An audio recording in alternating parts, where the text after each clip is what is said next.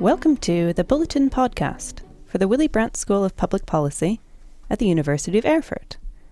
I'm your host, Maria Bracken, and my goal is to interview the fascinating students and researchers from the Brandt School and to hear experiences and voices from all over the world. My guest today, Danielle Al-Qassir, is a second-year student at the Willy Brandt School. Originally from Jordan, Danielle studied transport and logistics at the University of Bremerhaven and logistics at the German Jordanian University. As a student at the Willy Brandt School, her specializations are international political economy and international affairs. This year, Danielle was part of the founding team for the new NGO Frauen für Nahen Osten, or Women for the Middle East, an association of women that promotes social and civil projects by or for women. Danielle, welcome to the show. Hello, Maria. Thank you for hosting me on the Bulletin podcast. I'm truly honored to share with you some of the tips, experiences. Well, I'm really looking forward to it. But before we start about your NGO specifically, I'm very keen to get there. Mm-hmm. But I'd like to ask a bit about your personal background and especially your early influences. Mm-hmm. I'm curious, as a young person, did you ever express an interest in the news or in international affairs? Surprisingly, not a single bit. Actually, everything started when after I graduated from my bachelor. As you mentioned before, I finished logistics, so I had nothing to do with policy whatsoever. So what I did is I had a vague idea about my future career aspirations. So after I finished university, I started the journey of hunting for jobs. And then I landed on this job with ATA. It's a consulting firm. And they work in the field of public policy, advocacy, and regulatory reforms. So this is where everything started, actually. This is where my interest for public policy also grew into passion. So I knew there was something in this field that can make me feel better about doing my work. So I was always happy helping people. I was happy to know that the reforms or the policies that we were advocating for were doing something good for the people. So it was always interesting to know this. After that, actually, this was embedded in me, but I discovered it when I started working for ATA. I used to help people a lot because I like voluntary work. I was so involved in this. Can you tell me a bit about how or if you used your background in logistics when you started this job for ATA? Not really. Not really. It was a completely new field for me. So I had to learn everything from scratch. I had to learn what are the current public policy debates in Jordan or the area? How can we better improve them? How can we propose remedies and something like that? But I would say this was one of the cornerstones in my life because ATA was operating in a niche market. Jordanians were not really familiar with the concept of public policy because this has been always done by international organizations or by the government itself. So the concept of public policy was very puzzling to people. And with the increased awareness of the things the increased awareness of people's rights, what they need to do, how they can advocate, Jordanians became more involved in activities to enhance the current status quo. So we had a lot of pressure at that time because we were the only Jordanian consulting firm composed of two partners and me as an associate dealing with this pressure. So we had to expand, we had to take it to a next level. So yeah, it was challenging, but it was nice. I learned a lot from this experience. It sounds very exciting. And what specific policy areas did you work on?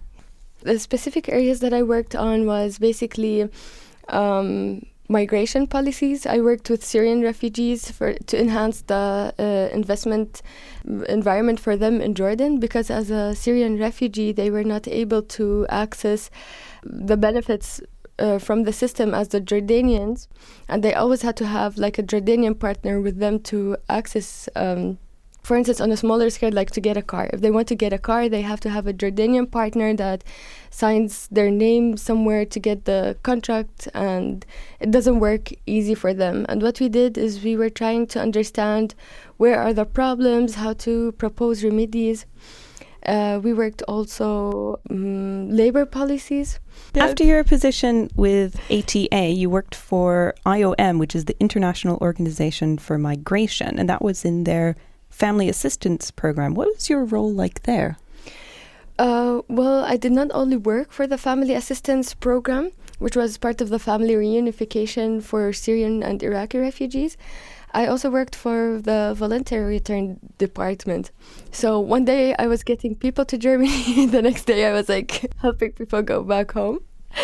But it was really interesting and I would say emotionally exhausting, because when you listen to people and you listen for how desperate they are to meet their families, and you cannot change anything about the rules and regulations in Germany, you feel helpless. So if I feel like this, I'm pretty sure they feel it tenfold. So I was working, I did my internship with IOM in February till April, and then they asked me again to go in August, so I stayed there till October. And I was working during the summer as a counseling clerk. The thing that was really rewarding for me is when I help someone and they say, "Thank you so much." This was like a reward for me. I wasn't, of course, waiting for a thank you, but it's good to feel like you're helping people, and especially when you speak the language, they are more expressive. They know what they want. They can talk to you. So Arabic was definitely one of the assets that helped me with the IOM. My learning experience with the IOM, especially, it was an interesting internship because this was the first time that I worked with United Nations agencies in general. It was very fruitful because it helped me build up knowledge of cultural appliances towards the modern challenges that our world faces nowadays. And knowing that you are working for projects that extend refugees humanitarian assistance is really, I cannot describe these in words. It's so good to be there for people when they need you the most. It sounds like quite an emotional experience. It is. Actually, we had a lot of people crying, screaming, because they haven't seen their families for more than 5 years. And they cannot go back home, they cannot get their families. So it was like an emotional roller coaster, what they were going through. They were just seeing their families virtually on the phone. And I mean, I personally cannot do that. I had to go home several times, and I don't know how it feels to be very away from your family. So I'm pretty sure it's emotionally exhausting for them. The good thing is to help them, support them, show them there's always hope. Of course. I'd like to ask you, Danielle, now about this very exciting new NGO, Women for the Middle East. Firstly, congratulations. What an amazing accomplishment. I know it's not easy to set something like that up. Mm-hmm. What inspired you to create this organization? What inspired me was a lot of factors, but there was this one thing that actually triggered the entire inspiration. I would say women in general in the Middle East are usually identified as vulnerable groups or identified as, I don't know, they don't have access to basic needs. And just imagine now they are migrant women or women that are actually fleeing their country due to unfavorable political conditions. So they did not choose this. They fled their countries for a better life. So they don't only lose access to the basic needs, they kind of like lose everything. And some women, especially in the Arab world, they make them, there's early child marriage. So they marry when they're like 17 or 18 and even 16 and 15. So they cannot complete their education, and they completely rely on their husband or spouse to bring something for the family. So when the thing started in Syria, a lot of men were taken from their families, either to serve, or they were actually taken just because they were against the regime and everything. So women were left alone, and alone with no education, nothing. How can they stand on their feet? How can they finance a family of 5 kids? This was one of the things that kept me thinking all the time. And what I thought maybe we could provide financial assistance to these women and help them develop their project so that they can generate money. And I thought also microfunding was not an option. It's a lot of women, especially in Jordan, are suffering from this. So they take microfundings, they have to pay a lot of interests, and this kind of like puts more burden on them than actually help them. So what I said, no, this time we can give them the money, but of course in-kind payment. So we pay the materials they need to start doing. We first identify their skills and we say, okay, so you're good at making soaps. What do you need? I need 1, 2, 3. All right, we have to contact a local NGO to help them get these things. And we provide the raw materials or anything that could help them start standing on their feet. So we want to show them that the world is with them. They are not alone. We want to give them financial existence. This is really important because we want to show her, even if your husband was abducted or taken or had to serve in the military for some reason, you are not alone. You can do it. You have so many things in you. Just bring them out.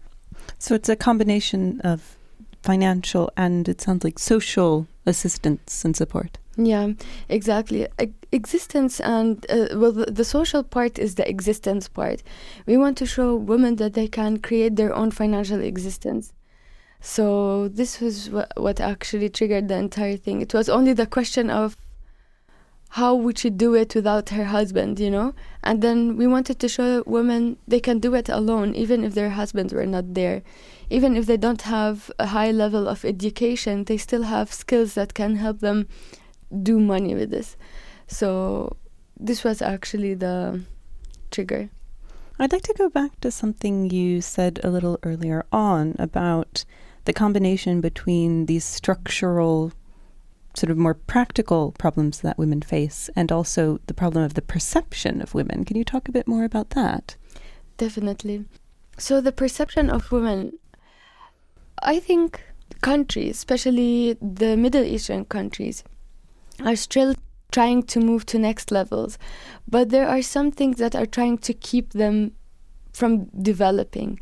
And this is what I call the man-oriented societies, dominated basically societies. No matter how much we try back home, if I want to open, for instance, an organization, I have to get an approval from my husband or from my father or someone. And these are the small nitty-gritty things that we do not need because we can do it alone. So if I'm talking about this and I'm living in the capital where things are more, let's say, people are more open, we have more access as women to opportunities. But if you go to the rural areas outside the capital, it's just really astonishing how women live there. Just to follow up on this, I notice on your website that you talk about these one-sided images of the Arab Oriental world. Mm-hmm. One-sided insofar as it is, like you mentioned, predominantly male and also religious. Can you expand on this a bit? Definitely. Well, with this Frauen für the Nahen Osten, we wanted to change perceptions, not only about the financial perceptions as we discussed earlier, but also about us women in general. So we are a combination of women with different religious backgrounds. We have Muslims from different sects, we have Christians, we have Jews, we have everything. We have even believers, non-believers, atheists, whatever, we have everything. So we want to show no matter what is our religious background is, what brought us together is our passion to help one another as women. And also what I would say, some of us are facing identity problems. So for instance, we have one of the co-founders is from Turkey. She's also Kurdish, and the problem in Kurdistan is not really easy now because they are fighting to get their own country and everything. And this is actually what's happening also in Palestine and Israel. So one of the basic things I always say, I have problems identifying myself, because if you ask me where you come from, I tell you Palestinian, Jordanian. I never tell you I'm Jordanian, because if I go to Jordan, I'm like the Palestinian. If I go to Palestine, I'm like the Jordanian. So we want to show people, no matter what differences we have, no matter what identity we're carrying, no matter, the only thing that brings us together is women for women. We are women, we want to help women. So I think this is what we meant by a unilateral religious perspective, that women of all religious backgrounds exist, women of all skills, and they still exist, and we are defying the fact that we don't want to live in a male-oriented or dominated society. We want to show we can make changes, but changes always happen with smaller steps. So if we want to make greater impact, we have to start somewhere. You started this organization with a small group of women. Can you tell me more about your collaborators? Who are they, and how did you meet them? Definitely. Well, it was a nice coincidence. So there was one of my friends was studying in Willy Brandt School, I think 2 years ago. She's from Jordan. And when I first came to Erfurt, I met her and I asked her, so can you give me tips about Erfurt? And there was one lady with us, her name is Tahura, she's from Afghanistan, and she also graduated from the Willy Brandt School. So this is why I always say connections is really important, because this happened just like this, through connections. And my Jordanian friend had to leave back home, and I was contacting Tahura, and I was asking her for internship opportunities, because I know she's working here, and as a mandatory part of Willy Brandt School, as a mandatory thing, we have to do the internship. So I asked her whether she knows something about internships, and she's like, no, I have something better for you. And I told her, okay. And she asked me to go to the Ministry of Refugees and Migrants, and I went there, and I met with one of the co-founders. Her name is Medine Yilmaz. So she started talking about everything, and she's like, we are looking for someone who can help us in Jordan and Palestine. And I was like, okay. And she's like, and you're a woman, and you have a different religious background, which completes the puzzle. So she said, are you interested? I'm like, definitely interested. Definitely. And things really just happen through connections. This is why I always tell everyone I meet, you don't know how powerful connections can be. I didn't look for it, it came for me. So it's a nice thing, basically. So you were their missing puzzle piece, as it were. This is what they said, but it's, I would say, the puzzle was there. I was just, I don't know, polishing the puzzle. And how long did it take from that initial meeting to setting up the NGO? Oh, that took us a lot of time. Especially, the bureaucracy in Germany. I haven't heard actually about the bureaucracy in Germany. What is it? It's horrible. Is it a lot?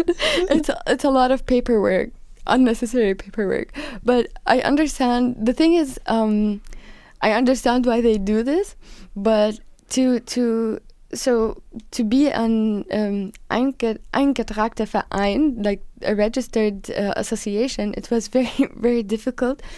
We had to go through a lot of legal problems, and this is what I would like to note. There was Johannes was one of the he was our legal person. He helped us through this. He helped us to also set the contract and everything. And I always say, people usually say behind every strong man there's a strong woman, but behind us as a woman there was a strong man. And I would say it was really cool because he really went through a lot to help us, and because it's an NGO, he doesn't get paid for this. So what motivated him was our will to change perceptions. And Of course, there were some things always happening, and we were like, okay, we have to get through this. We have to ask people. We of course ask people who already have these associations so they can help us and guide us through the way. So again, everything happened through connections, and they were guiding us. They were telling us what to do, how to do it, the problems that we might face later, and everything. So. Yeah, I mean, this was a rewarding thing. It was a challenge, but we eventually managed to get through it. Great. Yeah. Who are your members in this organization, and how can people join if they're interested? Sure. So our members, we have a website. We have a Facebook page. So if anyone would like to join us, they have to fill out a membership form, and in this membership form, so as you see, our organization heavily relies on donations from people. So even €1 can help change the situation or help women in general. When people fill this form, they have to give it to us for legal purposes. And then there's an IBAN where they can transfer the money. But it shouldn't be also based on financial things. You can say, okay, I'm good in writing reports in German. I would like to take care about the press release. And then you can join us and we can say, okay, so you are the person who can take care of the press releases. So it's not only financial, but also, I would say, administrative. Also, what I would say, for instance, one of the challenges that we faced last time was setting up a website. So what we are doing now, we have a very low budget website, so it doesn't look really professional, but at least it's a website. And maybe if someone knows how to do website, they can contribute to this. This is also part of helping to get the name of our association somewhere, and then reach basically women in our countries. And now that you're set up, you can start to pursue your goal of providing this financial assistance. Have you helped anyone yet? And can you tell me a bit about that? Yeah, actually, I have a lot to tell you. So, okay, I will mention one association, one NGO that we dealt with directly in Turkey, because this was the first project that successfully ended, which was like I don't know, we were very proud of this. It's called Avaz.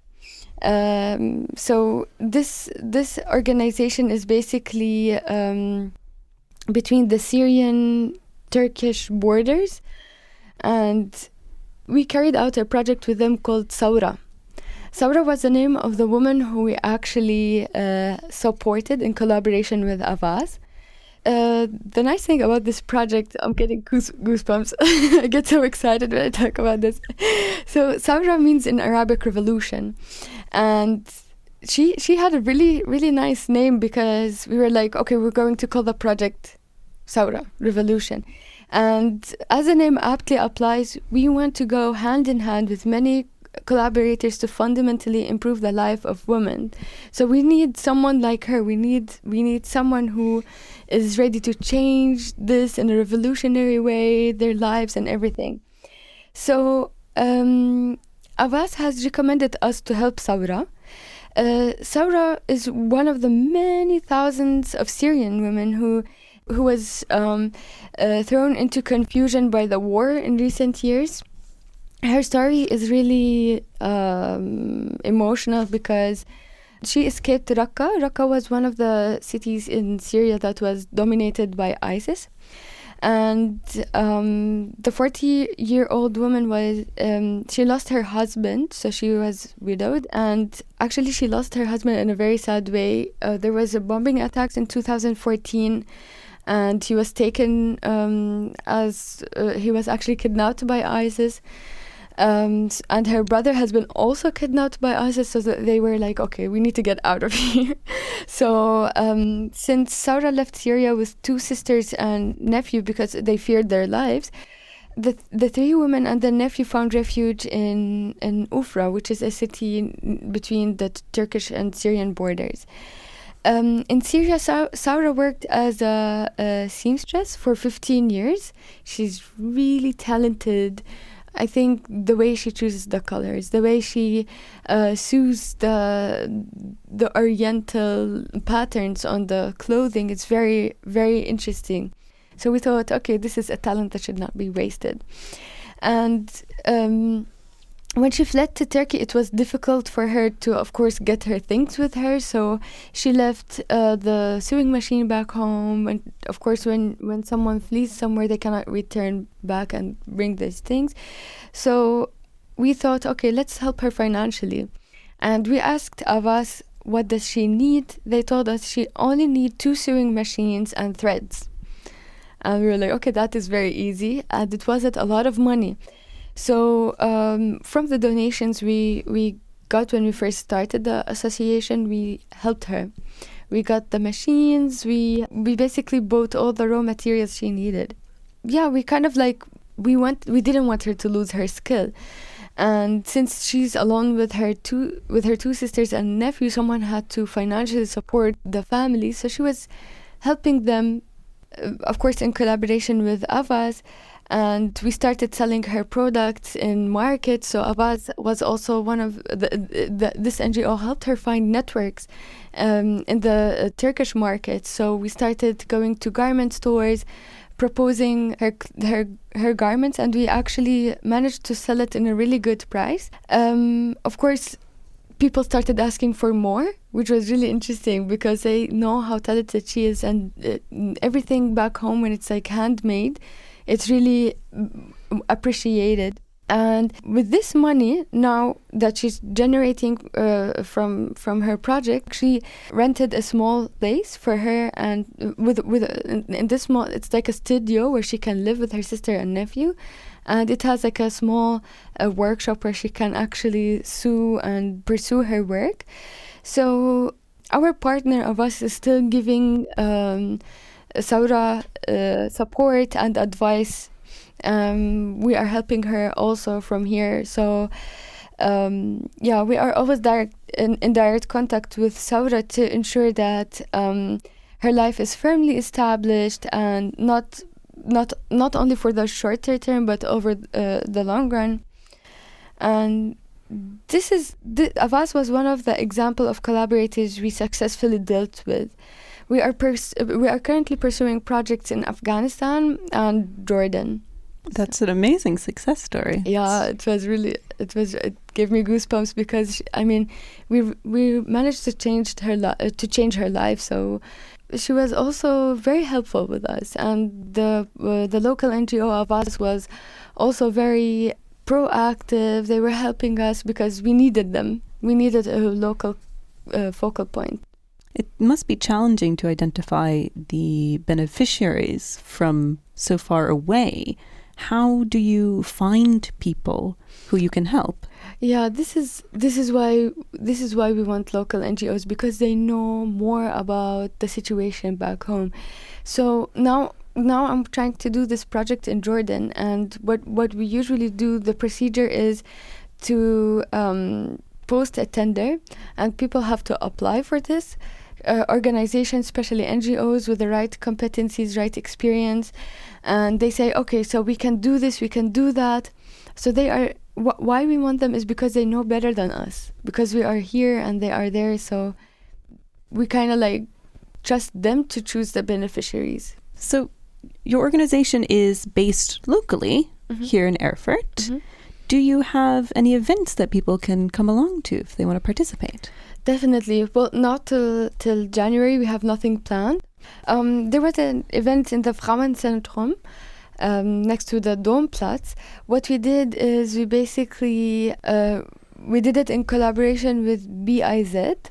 And what they did was a workshop of women who cannot speak German. So they are basically skilled migrants that don't speak German, so they don't have access for the market. They are only it's only composed of women.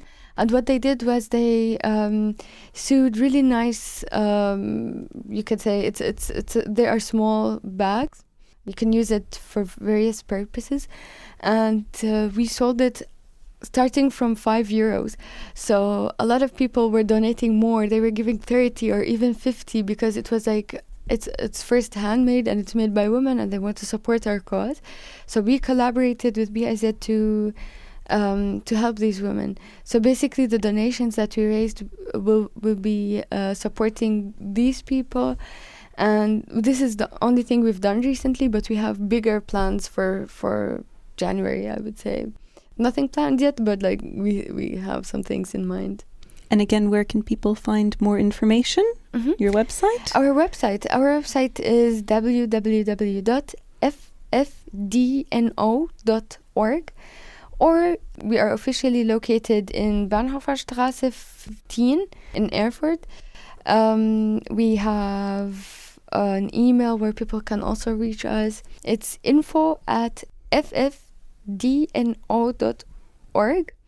And there's a Facebook page. We are usually more active on the Facebook page. The Facebook page goes by the name Frauen für Nahen Osten. Reflecting on this experience of setting up the NGO, if someone came to you asking for advice about how to start this sort of organization themselves, what would you tell them? Well, get the right people on board, I would say, because what really helped us was people with the right expertise to pursue the bureaucratic and administrative work in government agencies.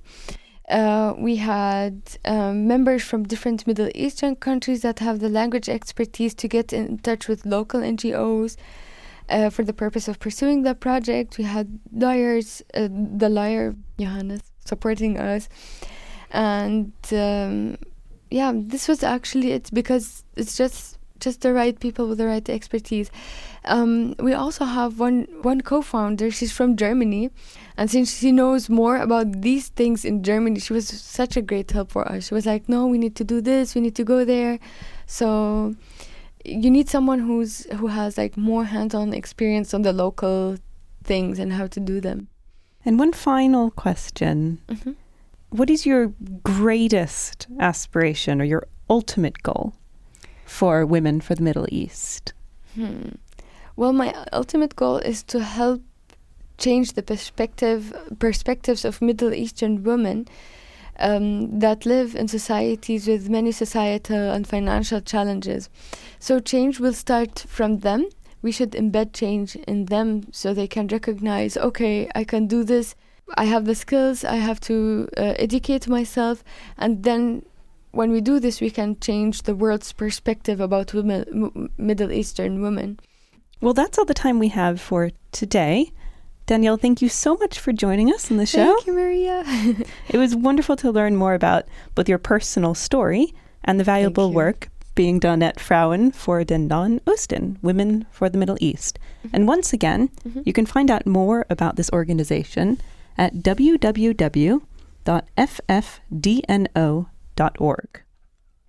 You can find out more about this show on the Bulletin blog page at thebulletin.brandschool.de. That's thebulletin.brandschool.de. If you have any questions, comments, or suggestions for future shows, feel free to contact us via the blog. Until next time, work hard and change the world.